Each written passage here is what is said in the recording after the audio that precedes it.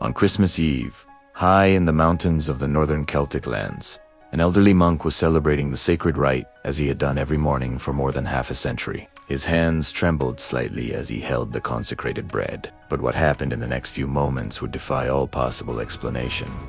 That monk did not simply die during the rite. His death opened a window into something the modern world still struggles to understand. For 67 years, his body remained intact, unembalmed, without preservatives of any kind, while a liquid flowed from his wounds that healed those who touched it. Doctors, scientists, declared skeptics. All were left without words before what their eyes saw, and their instruments could not explain. This is the story of Elias Stone, a man who chose absolute silence so that God could speak louder. If you stay here tonight, you are going to discover something deeper than a simple miracle. You are going to understand why holiness flourishes in silence.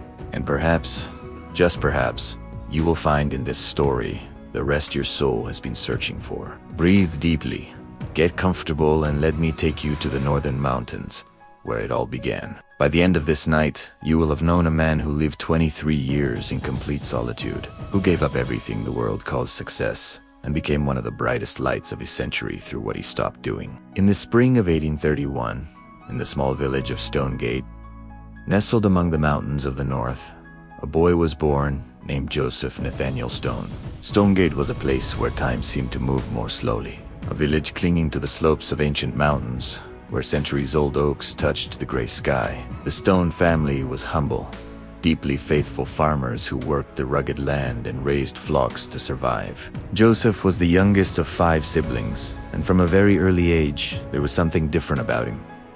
It was not shyness. It was something contemplative. While other children ran and shouted, Joseph preferred to stay still, watching the clouds or sitting beside a large stone, simply present.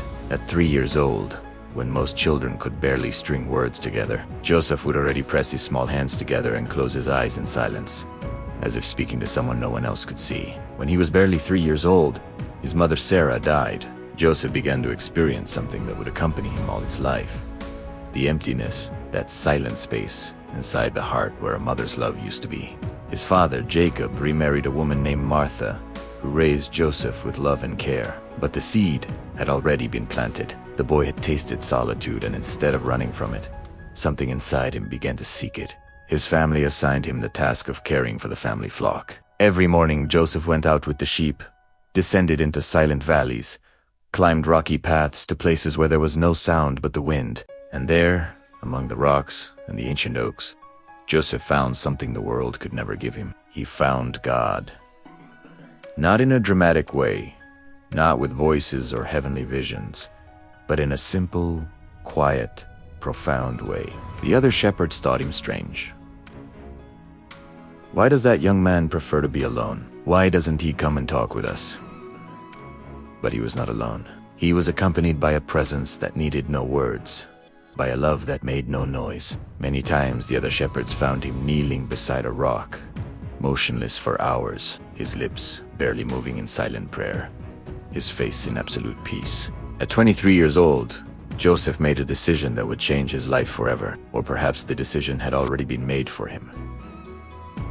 Joseph simply said yes. One afternoon he told his father, "I want to be a monk." Jacob looked at him in silence, not with surprise, but with that kind of sadness mixed with pride that only a father can feel. "Are you sure, son?"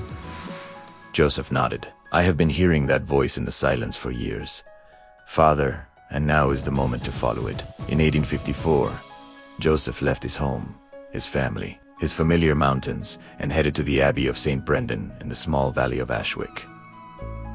He carried with him only a change of clothes. Upon entering the abbey, Joseph Stone left his name behind and took a new one. Elias, in honor of an ancient prophet who had found God not in the wind or the fire, but in a small, delicate voice. If this image reached you, that of a young shepherd who heard a voice in the silence of the mountains and decided to follow it, leaving everything behind, give this video a like and subscribe to the channel. Tell us in the comments if you have ever felt that silent call towards something deeper. The monastic days began before dawn. At 3 in the morning, the bell rang in the cold mountain darkness. The monks washed with icy water and made their way to the chapel. For many men, this life would have been unbearable, but for Elias, it was paradise. Elias stood out, not for any extraordinary feat, but precisely for his radical order. He simply obeyed, prayed, and immersed himself in the silence, as others immersed themselves in water. His fellow novices sometimes saw him in the chapel, long after the others had retired. Elias remained there, motionless before the tabernacle, hour after hour, without apparent effort. What does he do there for so long? A curious novice asked one day. Elias smiled gently. He looks at me, I look at him, and we are happy. After his novitiate, Elias studied theology and philosophy for 6 years, preparing for the priesthood. He was not an intellectual genius, but he had something more valuable: hunger for God. His teachers noticed that when Elias studied the scriptures, he did not read them as ancient texts. He read them as love letters, personal, intimate, addressed to him. At 31 years old, Elias was ordained a priest. For him, it was the most important day of his life, because now his hands would have the power to touch the sacred. For 16 years, Elias lived in the monastic community, but even in the midst of the community, his soul was constantly immersed in God. A brother told him one day, "When you walk down the hall, you don't seem to touch the floor." Elias smiled softly. "It is because my heart is no longer here, brother. It is where he is." His cell contained only a sleeping mat, a small table, a chair, and a wooden cross on the wall. Nothing more. He never asked for anything special, never complained about anything. Elias barely ate, not out of vanity, but because he seemed to feed on something else: the Eucharist, the silence, God himself. A younger monk asked him, "Father Elias, how can you survive on so little food?" "My son, man does not live by bread alone. There is another food that sustains the soul, and that food never runs out." During the celebrations of the sacred rite, Elias often became motionless during the consecration, his eyes filled with tears, his face transformed, illuminated from within, frozen in ecstasy. 5 minutes. 10. The monks waited patiently. They knew Elias was not with them in that moment. In 1878, when Elias was 47 years old, he felt a deeper calling still, an invitation to lose himself completely in God. For years, he had observed a small hermitage in the mountains near the abbey, the hermitage of the promontory. Austere, solitary, almost forgotten. Few monks chose to go there. He presented himself before his superior. "Father, I feel God is calling me to the hermitage." "Are you sure, Elias?" "The life there is very hard. You will be completely alone." Elias smiled. "Father, I have never been alone. He has always been with me, and now he wants me to be alone with him." In 1878, Elias said goodbye to his brothers, took his few belongings, and climbed the rocky path to the hermitage. He would never live in community again. The next 23 years he would spend in almost absolute solitude, alone with God, alone with the silence, alone with the mystery. The hermitage was small: 2 ancient stone rooms, a dark slate roof, a tiny chapel. Outside, a small garden. All around, only mountains and silence. The daily routine was of extreme simplicity. At 3 in the morning, silent prayer. At 7, celebration of the rite, for God alone, with no congregation. A frugal breakfast, bread, some vegetables, cold spring water. At 9, manual work in the garden. At noon, prayer. In the afternoon, silent adoration. At 9, rest. But for Elias, all of life was prayer. There was no distinction between prayer and work. All was one. All was God. When he dug in the garden, he prayed. When he cooked, he prayed. When he swept the chapel floor, he prayed. And when he knelt before the tabernacle, he literally disappeared. From time to time, people from the nearby village climbed to the hermitage, seeking spiritual counsel. Elias received them with silent kindness. He listened more than he spoke. A woman came up weeping. Her son was gravely ill, and the doctors had given up all hope. Elias took a little blessed oil and gave it to her. "Anoint your son with this, and trust." The next day the child was healed, without medical explanation, without logical reason.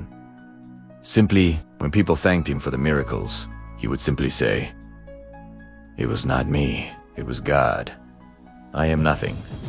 And he said it with such conviction that it was impossible not to believe him. Elias slept very little, sometimes only 2 or 3 hours.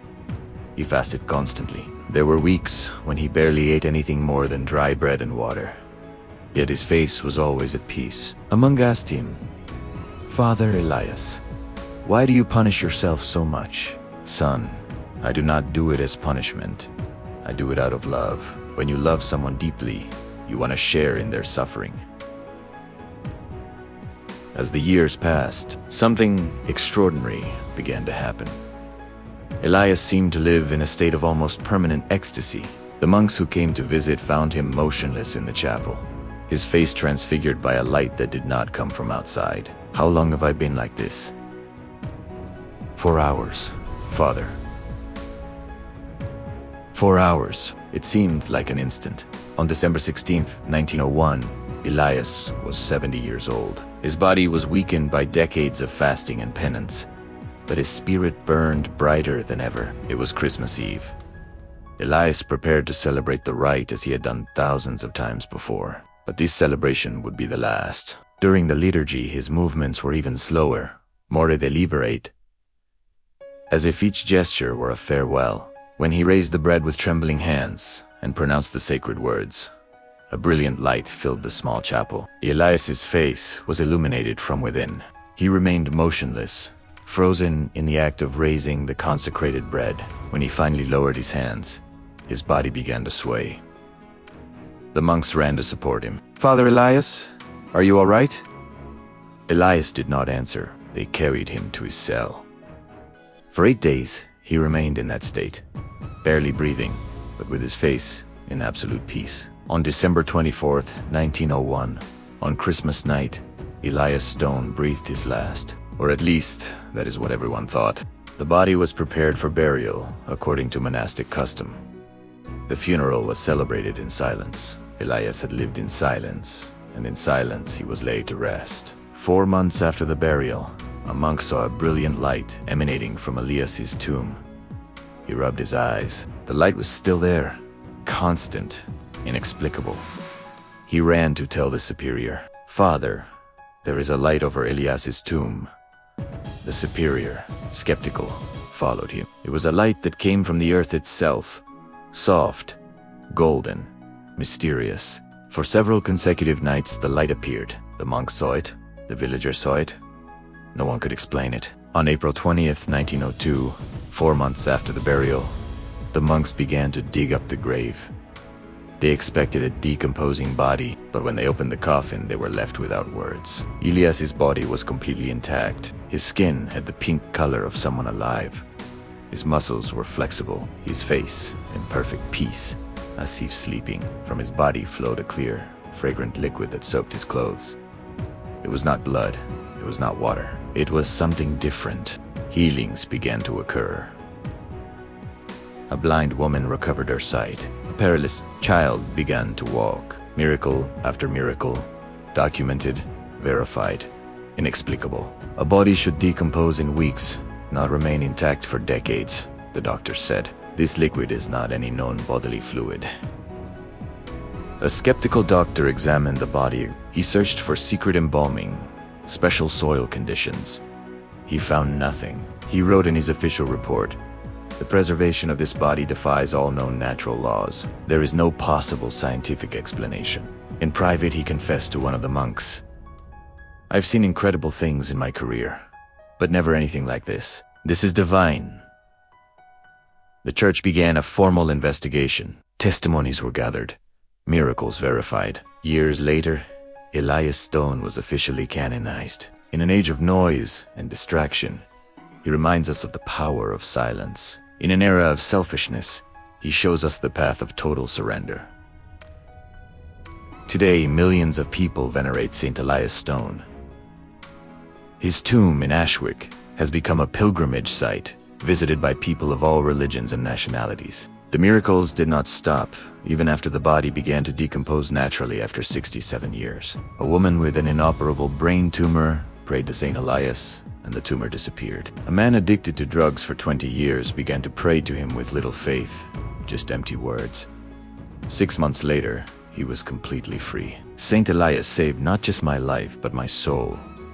What does Saint Elias Stone tell us in this century of constant noise? He teaches us that silence is not empty.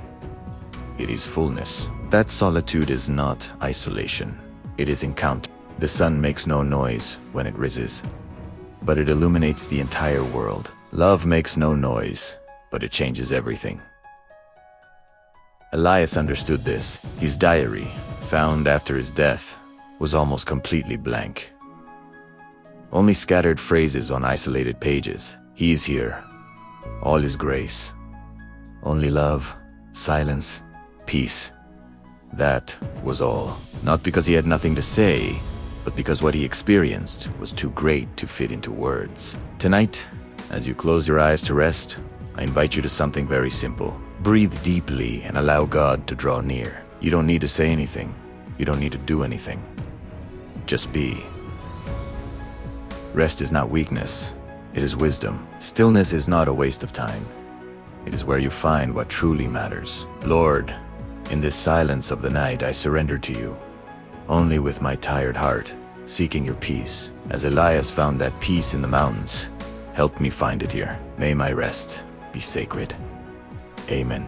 The story of a man who died during the sacred rite, and whose body did not go out, because the light that burned in him was not his own. It belonged to another, a light that no death can extinguish. Thank you for spending this night with Elias Stone. If this story kept you company, if the peace of his silence reached wherever you are, subscribe to the channel and tell us in the comments what touched you most. Rest well, friend. Holy and blessed night.